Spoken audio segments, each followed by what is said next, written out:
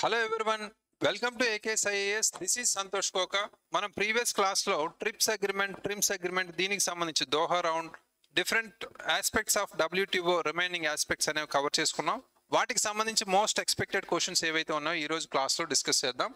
So quick revision ఎకానమీకి సంబంధించి ముఖ్యమైన ప్రశ్నలు డే 56 లో భాగంగా చూస్తే ఫస్ట్ ఆఫ్ ఆల్ ఇక్కడ క్వశ్చన్స్ రీడ్ చేస్తుంటాను, 1 by 1 క్వశ్చన్స్ చదివి మీరు వీడియో పాస్ చేసి ఆన్సర్స్ ట్రై చేయండి, కామెంట్స్లో పోస్ట్ చేయండి. సో ఇక్కడ first important question with reference to the entire WTO related conference ఏవైతే ఉన్నాయో వాటికి అన్నిటికీ మనం ఇక్కడ కనెక్ట్ చేసుకుంటాం. Consider the following statements regarding the agreement on trade related aspects of intellectual property rights. మేధో సంపత్తి హక్కుల యొక్క వాణిజ్య సంబంధిత అంశాలపై ఒప్పందం గురించి క్రింది ప్రకటనలు పరిశీలించండి అని ఇచ్చారు. So it is an agreement under WTO that deals with trade and investment in intellectual property. It mandates uniform protection standards across countries for copyrights, trademarks and patents. Right? The two statements మనం observe చేస్తే trips అనేది trade related aspects of intellectual property rights. మనం చెప్పుకున్నాం trips అనేది intellectual properties ఏవైతే ఉన్నాయో వాటికి సంబంధించి ప్రొటెక్ట్ చేసే విధంగా, అంటే ఇంటర్నేషనల్ ట్రేడ్లో వాటికి సంబంధించి ప్రొటెక్ట్ చేసే విధంగా ఇంటెలెక్చువల్ ప్రాపర్టీ రైట్ ఐడియాస్ కావచ్చు, ఇన్నోవేషన్స్ కావచ్చు, మనం ట్రిప్స్ ని తీసుకొచ్చాం agreement. Right, it is an agreement under WTO that deals with trade and investment in intellectual property. Right, ఇది కరెక్ట్ ఆప్షన్. ఇది మేధో సంపత్తిలో వాణిజ్యం మరియు పెట్టుబడులతో వ్యవహరించే ఒక ఒప్పందంగా మనం తీసుకుంటున్నాం. నెక్స్ట్, ఇది కాపీరైట్ వాణిజ్య గుర్తులు మరియు పేటెంట్ల కోసం అన్ని దేశాల్లో ఏకరీతి రక్షణ ప్రమాణాలను తప్పనిసరి చేస్తుందని ఇచ్చారు. Right, compulsory. ఇది మనకి కాపీరైట్సే కావచ్చు, trade mark, patents, geographical indications, అదేవిధంగా ట్రేడ్ సీక్రెట్స్, ఇవన్నీ రైట్ డిజైన్కి సంబంధించి కూడా. రైట్, సో ఇవన్నిటిని ప్రొటెక్ట్ చేస్తుంది. So both statements are correct. So both 1 and 2 are the correct option. Next మనకి ఇంపార్టెంట్గా సెకండ్ క్వశ్చన్ ట్రిమ్స్ రిలేటెడ్గా మనం చూస్తే, అంటే with reference to the agreement on trade related investment measures. Right, వాణిజ్య సంబంధిత పెట్టుబడి చర్యలపై ఒప్పందానికి సంబంధించి పరిగణించండి. Right, it prohibits member countries from imposing local content requirements. It allows countries to consult the TRIMS committee on implementation matters. Two statements అయితే ఇచ్చారు. Trims ఏం చేస్తుంది, ఇన్వెస్ట్మెంట్ రూల్స్ ఏవైతే ఉన్నాయో ప్రతి దేశానికి సంబంధించి ఇన్వెస్ట్మెంట్ రూల్స్ ఎప్పుడైనా ట్రేడ్కి ఇబ్బంది కలిగిస్తే లేదా ట్రేడ్ డిస్టార్షన్స్ కల్పిస్తే, రైట్, అటువంటి టైంలో ఈ ట్రిమ్స్ అగ్రిమెంట్ అనేది ఏదైతే ఉందో అది ఫోకస్ చేస్తుంది అనమాట, ప్రొహిబిట్ చేస్తుంది వాటిని. It prohibits member countries from imposing local content requirements. Right, local content requirements అనేది ఇక్కడ ఫోకస్ ఏరియా. అంటే స్థానిక పరంగా ఏవైతే ఉన్నాయో అవసరాలకు సంబంధించి వాళ్ళు ఏదైనా రూల్స్ని చేంజ్ చేయడం ఇది చేస్తే కంపల్సరీ ప్రొహిబిట్ చేస్తుంది. Right, so it allows countries to consult the trims committee on implementation matters. Trims committee అనేది సపరేట్గా మనం క్రియేట్ చేసుకున్నాం. రైట్, ట్రిమ్స్ ప్రీవియస్ క్లాస్లో డిస్కస్ చేసుకున్నాం. ట్రిమ్స్ కమిటీ అనే మానిటర్ చేస్తుంది ఇలాంటివన్నీ ట్రేడ్ డిస్టార్షన్స్ ఏమైనా ఇంటర్నేషనల్ పరంగా ట్రేడ్కి డిస్టార్ట్ కలిగేలా ఇన్వెస్ట్మెంట్ రూల్స్ ఏమైనా ఉన్నాయని. రైట్, సో బోత్ స్టేట్మెంట్స్ అనేవి కరెక్ట్ ఇక్కడ కూడా. Right, so next question, which of the following are considered domestic support subsidies under the WTO agreement on agriculture? WTO వ్యవసాయ ఒప్పందానికి సంబంధించి ఇక్కడ ఫోకస్ చేశారు ముఖ్యంగా. సో ఇక్కడ ఈ క్రింది వాటిలో అంతర్గత మద్దతు రాయితీలుగా పరిగణించబడుతుంది ఏది? రైట్, గ్రీన్ బాక్స్ అని ఉంది, బ్లూ బాక్స్ అని ఉంది, యాంబర్ బాక్స్ ఉంది. ప్రీవియస్గా మనం క్లాస్లో డిస్కస్ చేసుకున్నాం WTO రిలేటెడ్గా. యాంబర్ బాక్స్ కావచ్చు, ట్రేడ్ డిస్టార్షన్ సంబంధించి green box, blue box. So ఇక్కడ కరెక్ట్ ఆన్సర్ ఏంటి? Total 1, 2, 3 are the correct options. Right, green box అనేది ఎటువంటి సబ్సిడీస్ సంబంధించి గోలా ఉండదు. గ్రీన్ బాక్స్ అనేది మినిమల్గా లేదా కంప్లీట్ నో. రైట్, సో ఇది డిస్టార్షన్స్ కల్పించదు, ఇది కరెక్ట్. బ్లూ బాక్స్ కూడా, బ్లూ బాక్స్ అనేది ప్రొడక్షన్ లిమిట్ చేస్తుంది, కొన్ని సబ్సిడీస్ రిలేటెడ్గా ఫార్మర్స్ని ప్రొడక్షన్ రిలేటెడ్గా లిమిట్ చేస్తుంది, ఇది కూడా ఇంపార్టెంట్. యాంబర్ బాక్స్ అంటే కంప్లీట్గా ట్రేడ్ డిస్టార్షన్ కల్పించే విభాగం. రైట్, ఈ 3 కూడా మనకి ఈ అగ్రిమెంట్ ఆన్ అగ్రికల్చర్లో డొమెస్టిక్ సపోర్ట్కి సంబంధించి 3 important aspects. Next important question, consider the following statements about the blue box subsidies. Blue box రాయితీలకు సంబంధించి ఈ క్రింది స్టేట్మెంట్స్ని పరిగణలోకి తీసుకోండి. అంటే they are exempt from reduction commitments, తగ్గింపు ఒప్పందాల నుండి వీటికి మినహాయింపు ఉంది అని ఇచ్చారు. At the same time, they require farmers to limit production to receive support మద్దతు పొందడానికి రైతులు ఉత్పత్తిని పరిమితం చేయాలని ఇవి డిమాండ్ చేస్తున్నాయి. Next they are considered the most trade distorting category of subsidies అని ఇచ్చారు. Most trade distorted category of subsidies మనకి ఆల్మోస్ట్ 3 సబ్సిడీస్ చూసుకుంటే గ్రీన్ బాక్స్ లో చూస్తే కంప్లీట్ గా ట్రేడ్ డిస్టార్షన్ ఏమీ ఉండదు, రైట్? నల్లది నీళ్ళు అనమాట, అది ఒకటి తీసేయచ్చు. మనకి బ్లూ బాక్స్ అయితే ఓన్లీ సర్టెన్ లిమిట్ అనేది ఉంది, లిమిటెడ్ ప్రొడక్షన్ లిమిట్ అనేది ఉంది, రైట్? సో దీనికి సంబంధించి మనకి మోస్ట్ ట్రేడింగ్ డిస్టార్టింగ్ కేటగిరీ ఏంటి? యాంబర్ బాక్స్ కానీ బ్లూ బాక్స్ అయితే కాదు, ఇది కంప్లీట్ గా wrong statement. Next they require farmers to limit production to receive support.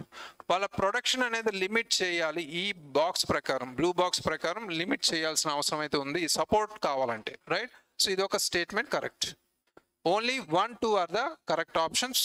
Next question, with reference to or consider the following features. ఈ క్రింది లక్షణాలను పరిగణించండి. ఎలిమినేషన్ ఆఫ్ ఎక్స్పోర్ట్ సబ్సిడీస్, ఎగుమతి రాయితీల తొలగింపు అనేది ఇచ్చారు. అదేవిధంగా మనకి గ్రాడ్యువల్ రిడక్షన్ ఆఫ్ టారిఫ్, సుంకాలను క్రమంగా తగ్గించడం కావచ్చు. అదేవిధంగా peace clause on food subsidies, ఆహార రాయితీలపై శాంతి నిబంధనలు. అదేవిధంగా ట్రేడ్ ఫెసిలిటేషన్ అగ్రిమెంట్, వాణిజ్య సౌలభ్యంపై ఒప్పందం. సో ఈ 4 ఆప్షన్స్ లేదా ఫీచర్స్ మనం లక్షణాలను అబ్జర్వ్ చేస్తే which of the above are features of Bali package అన్నారు. బాలి అవుట్కమ్ అంటే ఇది ఎప్పుడు 2013, దీనికన్నా ముందు మనకి దోహా డెవలప్మెంట్ రౌండ్ అనేది 2001లో స్టార్ట్ అయింది, రైట్? సో ఈ రెండు కన్ఫ్యూజ్ అవ్వకుండా చూసుకోవాలి. So elimination of export subsidies, ఎగుమతి రాయితీల తొలగింపు అనేది ఇందులో ప్రధానంగా ఇంక్లూడ్ చేశారా? కరెక్ట్ చేశారు. సో ఎక్స్పోర్ట్ సబ్సిడీస్ అనేవి ఏవైతే ఉన్నాయో వాటిని ఎలిమినేట్ చేయడం జరిగింది. అదేవిధంగా గ్రాడ్యువల్ రిడక్షన్ ఆఫ్ టారిఫ్స్ని రెడ్యూస్ చేయడం, అదేవిధంగా నాన్ టారిఫ్కి సంబంధించి టారిఫ్స్లో కన్వర్ట్ చేయడం, అదేవిధంగా ఫ్రీ ట్రేడ్ని ప్రమోట్ చేయడం ప్రధానమైన areas, right? So next peace clause on food subsidies అనేది ఉందా అనేది కూడా ఇక్కడ అర్థం చేసుకోవాలి. సో ట్రేడ్ ఫెసిలిటేషన్ అగ్రిమెంట్కి సంబంధించి వాణిజ్య సౌలభ్యంపై ఒప్పందం అనేది అంటే ఆహార రాయితీలపై శాంతి నిబంధన అనేది ఎక్కడ తీసుకున్నారు అది కూడా ఇక్కడ ఫోకస్ ఏరియా. పీస్ క్లాస్ అనేది ఉందా? సో బాలి ప్యాకేజ్లోనే మనం ఎక్స్క్లూజివ్గా డెవలపింగ్ కంట్రీస్ సంబంధించి ఫుడ్ ప్రోడక్ట్స్ రిలేటెడ్గా అంటే ఫుడ్ సెక్యూరిటీ రిలేటెడ్గా ఈ పీస్ క్లాస్ అనేది తీసుకున్నారు, రైట్? సో ఇది కూడా మనకి ఆప్షనే. నెక్స్ట్ మనకి trade facilitation agreement. Trade facilitation ఏంటి? ట్రేడ్ అంటే వ్యాపారాన్ని సౌలభ్యం లేదా సులభతరం చేసే అగ్రిమెంట్ అనేది దోహా రౌండ్ ఆఫ్ టాక్స్ లో అవుట్కమ్ కానీ బాలి ప్యాకేజ్ లో కాదు, అది ఇక్కడ గమనించాలి. సో ఈ రెండు అవుట్కమ్స్ సక్సెస్ఫుల్ గా ఉన్న అవుట్కమ్స్ ఏవైతే ఉన్నాయో వాటికి సంబంధించి కన్ఫ్యూజ్ చేసే అవకాశం ఉంది ఎగ్జామినేషన్ లో. So only 1, 2, 3 are the correct, right? So next మనకి నెక్స్ట్ ఇంపార్టెంట్ క్వశ్చన్ చూస్తే with reference to the green box subsidies consider the following. Green box సంబంధించి ఇక్కడ ఇచ్చారు. సో ఆల్రెడీ బ్లూ బాక్స్ సంబంధించి చూసాం క్వశ్చన్. సో ఇది green box. They must not be product specific, ఇవి ఉత్పత్తులకు ప్రత్యేకమైనవి కాకూడదు అని ఇచ్చారు. అదేవిధంగా they are exempted from reduction commitments, తగ్గింపు ఒప్పందాల నుండి వీటికి మినహాయింపు ఉందని ఇచ్చారు. They include environmental protection and regional development programmes, అంటే ఇవి పర్యావరణ పరిరక్షణ మరియు ప్రాంతీయ అభివృద్ధి కార్యక్రమాలను చేర్చుతాయి అని కూడా ఇచ్చారు, రైట్? సో ఇవన్నీ ఈ రెండు గమనిస్తే, ఈ 3 పాయింట్స్ గమనిస్తే మీరు they must not be product specific గా ఉండదు, అంటే అన్ని ప్రోడక్ట్స్ ఇందులో ఇంక్లూడ్ ఉంటాయి. గ్రీన్ బాక్స్ అంటే సబ్సిడీస్ సంబంధించి ఎక్స్క్లూజివ్గా మనకి ఎక్కువగా environmental protection, regional development programmes కూడా ఇందులో ఇంక్లూడ్ అయి ఉంటాయి. అందరికీ తెలిసిందే green in the sense environment అని మనం గుర్తుపెట్టుకోవచ్చు. They are exempted from reduction commitments also. Reduction commitments ఏవైతే ఉన్నాయో వాటికి సంబంధించి ఈ గ్రీన్ బాక్స్కి సంబంధించి మనకి ఎగ్జంప్షన్స్ అయితే ఉన్నాయి. సో ఎందుకంటే మనకి ట్రేడ్ డిస్టార్షన్ కల్పించే విభాగం కాదు కాబట్టి amber box, right? So total 1, 2, 3 are the correct option. D is the correct option. Next question చూస్తే which of the following are objectives of the Doha development round. ఈ క్రింది వాటిలో దోహా అభివృద్ధి రౌండ్ యొక్క లక్ష్యాలు ఏంటి అని ఇచ్చారు. So liberalization of agriculture trade అంటే వ్యవసాయ వాణిజ్య సరళీకరణ ఒక ఇంపార్టెంట్ ఆప్షన్, రైట్? సో ఇక్కడ special safeguard mechanism for developing countries, అభివృద్ధి చెందుతున్న దేశాలకు ప్రత్యేక రక్షణ యంత్రాంగం. Enhanced protection of geographical indications, భౌగోళిక సూచికలకు మెరుగైన రక్షణని ఇచ్చారు. Introduction of tariffs on digital goods అంటే డిజిటల్ వస్తువులపై సుంకాలను ప్రవేశపెట్టడం అనేది ఇచ్చారు, రైట్? సో ఇక్కడ ఫోకస్డ్గా మనం ఫోకస్ చేస్తే లిబరలైజేషన్ ఆఫ్ అగ్రికల్చర్ ట్రేడ్ అంటే అగ్రికల్చర్ ట్రేడ్ని మనం వాణిజ్య సరళీకరణ చేయడం ఒక important. Special safeguard mechanism for developing countries, మనకి ఏవైతే స్పెషల్ సేఫ్ గార్డ్ మెకానిజం ఏదైతే ఉందో వాటికి సంబంధించి డెవలపింగ్ కంట్రీస్కి కంప్లీట్గా ఇది రక్షణ యంత్రాంగం అనేది ప్రొవైడ్ చేస్తుంది. Enhanced protection for geographical indication. So ఇక్కడ దోహా రౌండ్ ఆఫ్ టాక్స్ అనగానే ట్రిప్స్ రిలేటెడ్గా కనెక్షన్ ఉంది. ట్రిప్స్ అండ్ దోహా రిలేటెడ్గా మనం చెప్పొచ్చు. అంటే ట్రిప్స్ అనగానే మనకి ఇక్కడ జియోగ్రఫికల్ ఇండికేషన్స్ అనేది ప్రొటెక్షన్లో ఉంటుంది. ట్రిప్స్లో భాగంగా మనకి ఆస్పెక్ట్స్ ఏమున్నాయి, కాపీ రైట్స్ కావచ్చు, దానికి ఉన్న సంబంధించి మనకి డిజైన్స్ కావచ్చు, లేదా పేటెంట్స్ కావచ్చు, ట్రేడ్ మార్క్స్ కావచ్చు, జియోగ్రఫికల్ ఇండికేషన్స్ కావచ్చు, అన్ని ఇంక్లూడ్ అవుతాయి. రైట్. సో ఇది కూడా correct option. Introduction of tariffs on digital goods. ఇక్కడ డిజిటల్ గూడ్స్ సంబంధించి వస్తువులపై సుంకాలను ప్రవేశపెట్టడం అనేది దోహా రౌండ్లో లేదు, అది గమనించాలి. Only 1, 2, 3 are the correct option. Right. So next important question, consider the following about the trade facilitation agreement. వాణిజ్య సులభతర ఒప్పందం ఏదైతే ఉందో వాటికి సంబంధించి ఈ క్రింది ప్రకటనలు పరిగణించండి అని ఇచ్చారు. It was adopted as part of the Nairobi ministerial conference. దీనిపై నైరోబీ మంత్రివర్గ సమావేశంలో భాగంగా స్వీకరించారన్నారు. It aims to simplify and harmonise customs procedures. Customs విధానాలు ఏవైతే ఉన్నాయో సరళీకృతం చేయడం మరియు సమన్వయం చేయడం దీని లక్ష్యం అని ఇచ్చారు. Next, it mandates the removal of all import duties. అన్ని దిగుమతి సుంకాలను తొలగించడాన్ని ఇది తప్పనిసరి చేసింది అని ఇచ్చారు. రైట్. సో ఇక్కడ ఫోకస్ చేస్తే మనకి 2 స్టేట్మెంట్స్. మనకి ట్రేడ్ ఫెసిలిటేషన్ అగ్రిమెంట్ అంటే ఏంటి, దీనికి సంబంధించింది ఇది నైరోబీ మినిస్టీరియల్ కాన్ఫరెన్స్ కాదు. రైట్. సో ఇక్కడ మనం అర్థం చేసుకోవాలి, ఇది Doha round. Right. So Doha round 2011కి సంబంధించింది ట్రేడ్ ఫెసిలిటేషన్ అగ్రిమెంట్. అంటే ఇక్కడ వాణిజ్య సులభతర ఒప్పందం. నెక్స్ట్ మనకి it aims to simplify and harmonise customs procedure. మన కస్టమ్స్కి సంబంధించి అంటే డెవలపింగ్ కావచ్చు, డెవలప్డ్ కావచ్చు, కస్టమ్స్ ప్రొసీజర్ని సింప్లిఫై చేయడం ఒక లక్ష్యంగా పెట్టుకుంది. సో నెక్స్ట్ మనకి it mandates the removal of all import duties. ఇక్కడ removal of all imported duties అని ఇచ్చారు, ఇది రాంగ్ స్టేట్మెంట్. జస్ట్ ఇది సింప్లిఫై చేస్తుంది అంతే. రైట్. సింప్లిఫై చేస్తుంది కానీ, రైట్, అంటే విధానాలను సరళీకృతం చేస్తుంది కానీ ఇది రిమూవ్ చేయదు, మ్యాండేట్స్ చేయదు ఆల్ ఇంపోర్ట్ డ్యూటీస్ని రిమూవ్ చేయాలనేది. రైట్. సో ఇది wrong statement. So only 1 and 2 are the correct. Right. So first part కూడా మనకి ఫస్ట్ పార్ట్ అనేది కూడా రాంగ్ స్టేట్మెంట్ కాబట్టి only 2. Right. Only 2 is the correct option. So ఇది Doha round of talks. Next important question, which of the following measures are prohibited under the agreement on trade related investment measures? వాణిజ్య సంబంధిత పెట్టుబడి చర్యలపై ఒప్పందం ప్రకారం ఈ క్రింది వాటిలో వేటిని నిషేధించబడ్డాయి అని ఇచ్చారు. రైట్. సో ఇక్కడ ఫోకస్ చేస్తే మనకి ఆప్షన్స్ అనేవి మనకి ఫోకస్ చేస్తే ట్రేడ్ బ్యాలెన్సింగ్ రిక్వైర్మెంట్స్ ఇచ్చారు, అదేవిధంగా local content requirements, export performance requirements, వాణిజ్య సంతులనం కోసం అవసరాలు ఏవైతే ఉన్నాయో, స్థానిక కంటెంట్ కోసం అవసరాలు కావచ్చు, ఎగుమతి పనితీరు కోసం అవసరాలు కావచ్చు. ఈ 3 మనం చూసాం. రైట్. ట్రేడ్ బ్యాలెన్సింగ్ రిక్వైర్మెంట్ అంటే వాణిజ్య సంబంధించి సంతులనం అంటే సంతులనం చేయడం అంటే బ్యాలెన్సింగ్ చేయడం. రైట్. లోకల్ కంటెంట్ రిక్వైర్మెంట్స్ అంటే ప్రతి కంట్రీకి సంబంధించి ఏవైతే లోకల్ కంటెంట్ రిక్వైర్మెంట్స్ ఉన్నాయో వాటికి అనుగుణంగా వాళ్ళు ఇన్వెస్ట్మెంట్ రూల్స్ పెట్టుకుంటారు, వాటి వల్ల ట్రేడ్ డిస్టార్షన్స్ అనేవి కలిగే అవకాశం ఉంది. దాన్ని ప్రొహిబిట్ చేయడమే ట్రిమ్స్ యొక్క మెజర్స్ తీసుకుంది కాబట్టి ఇది కూడా correct. Export performance requirements, export రిలేటెడ్గా కూడా ఇది ఫోకస్ చేస్తుంది. All 3 are the correct option. Next question related to consider the following statements regarding peace clause under WTO. WTO క్రింద శాంతి నిబంధన ఏదైతే ఉందో గురించి ఈ క్రింది ప్రకటనలు పరిగణించండి అని ఇచ్చారు. So it was provided to protect developing countries from disputes on food subsidies.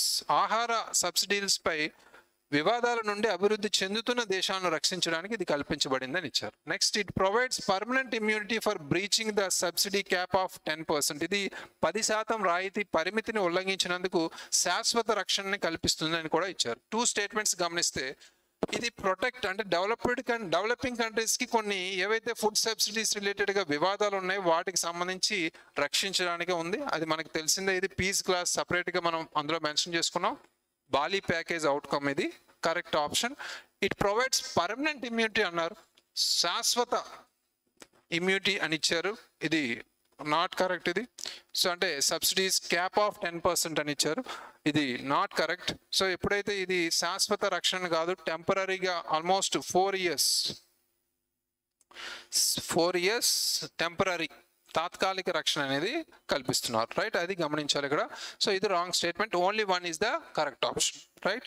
So next important question, the aggregate measurement of support under WTO is associated with. WTO క్రింద మద్దతు యొక్క మొత్తం కొలత వీటితో అనుసంధానించబడింది అంటారు, రైట్? అనుబంధించబడింది లేదా అనుసంధానించబడింది, right? So export subsidies, trade facilitation, domestic support measures, market access rules. అంటే మనకి అగ్రిగేట్ మెజర్మెంట్ ఆఫ్ సపోర్ట్లో ప్రీవియస్గా మనం డిస్కస్ చేసాం. ఇందులో ఏమున్నాయి? గ్రీన్ బాక్స్ ఉంది, రైట్? బ్లూ బాక్స్ ఉంది, యాంబర్ బాక్స్ కూడా ఉంది, రైట్? సో ఇక్కడ ఫోకస్ చేస్తే మనకి ఎక్స్పోర్ట్ సబ్సిడీస్ ఇచ్చారు, ట్రేడ్ ఫెసిలిటేషన్ కూడా ఉంది, right? So next domestic support measures అన్నారు, మార్కెట్ యాక్సెస్ రూల్స్ అన్నారు, రైట్? సో ఇందులో భాగంగా మనకి అగ్రిగేట్ మెజర్మెంట్ ఆఫ్ సపోర్ట్ టోటల్గా అగ్రిమెంట్ ఆన్ అగ్రికల్చర్లో మనం 3 విభాగాలు చూసాం. ఒకటి మనకి domestic support, 2 market access, 3 export subsidies, right? So ఈ 3 చూస్తే మనకి ఇందులో లేనిదేంటి? ట్రేడ్ ఫెసిలిటేషన్, వాణిజ్యాన్ని సులభతరం చేయడం అనేది మనకి దోహా రౌండ్ ఆఫ్ టాక్స్లో అవుట్కమ్గా మనం చెప్తాం. సో ఇదేమన్నారు? ఈ క్రింది మద్దతు యొక్క మొత్తం కొలత వీటితో అనుబంధించబడింది అని ఇచ్చారు, is associated with the aggregate measure of support associated with అన్నారు. సో ఇందులో కానిది ఏదని ఇవ్వాలి అసలు యాక్చువల్గా. సో ఇది కరెక్ట్, ట్రేడ్ ఫెసిలిటేషన్ అనేది correct option, right? So next question and last important question related to this particular concept, under WTO rules which of the following are considered non-tariff barriers? WTO నిబంధనల ప్రకారం ఈ క్రింది వాటిలో సుంకాలు లేని అడ్డంకులుగా పరిగణించబడుతున్నవి ఏవి? అంటే tariff barriers and non tariff barriers కూడా మనకు ఉంటాయి. అంటే మనం కొన్ని సందర్భాల్లో చెప్పుకున్నాం, టారిఫ్ని తగ్గించడం ఒక పని అయితే, నాన్ టారిఫ్ బ్యారియర్స్ని టారిఫ్స్లోకి తీసుకురావడం కూడా ఒక important aspect, right? So import licensing, technical standards, subsidies on exports, quotas, ఈ 4 మనం ఫోకస్ చేస్తే మనకి which of the following are considered non tariff barriers అని ఇచ్చారు, రైట్? నాన్ టారిఫ్ బ్యారియర్స్ ఏమిటి ఇందులో? సో మనకి దిగుమతి లైసెన్స్లు ఉన్నాయి, రైట్? టెక్నికల్ సాంకేతిక ప్రమాణాలు ఉన్నాయి, ఎగుమతులకు సబ్సిడీస్ అంటే ఎక్స్పోర్ట్స్ సంబంధించి సబ్సిడీస్ ఉన్నాయి. WTO రూల్స్ ప్రకారం నాన్ టారిఫ్ బ్యారియర్స్ ఏవి అని ఇచ్చారు, రైట్?